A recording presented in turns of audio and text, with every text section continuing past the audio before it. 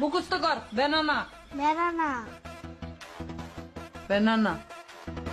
এগো বউ,